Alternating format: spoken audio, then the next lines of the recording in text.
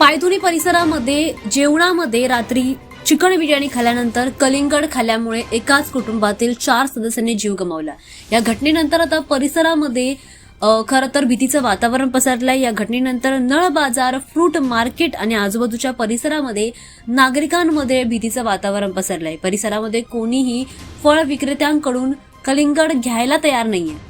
या प्रकरणामध्ये कलिंगड खाल्ल्यामुळे त्यातून विषबाधा झाल्याचा अंदाज वर्तवण्यात आल्यामुळे पोलिसांकडून पायधुनी बाजारातील नळ बाजार येथील फळ विक्रेत्यांची चौकशी होते।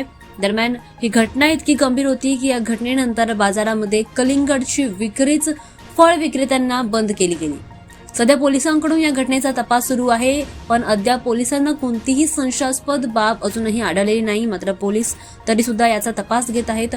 कलिंगड आणि फळ विक्रेत्यांच्या चौकशीतून अद्याप पोलिसांना कोणतीही कामाची माहिती मिळालेली नाहीये। दरम्यान या ठिकाणी अजून कोणाला विषबाधा झाली का याची चौकशी केली असता अशी सुद्धा कोणतीही तक्रार किंवा कोणतीही माहिती समोर आलेली नाही। त्यामुळे पोलिसांना सध्या वेगळाच संशय येतोय। दरम्यान यांचा वेगळ्याच कारणामुळे त्यांनी त्यांचा जीव गमावल्याचं पोलिसांनी सांगितलेलं आहे। या प्रकरणात वेगळ्याच गोष्टीमुळे या कुटुंबाला विषबाधा झाली असावी असा संशय आता पोलिसांनी सुरू केलाय आणि त्यानुसार आता सध्या तपास सुरू असल्याचं पोलिसांनी म्हटलंय।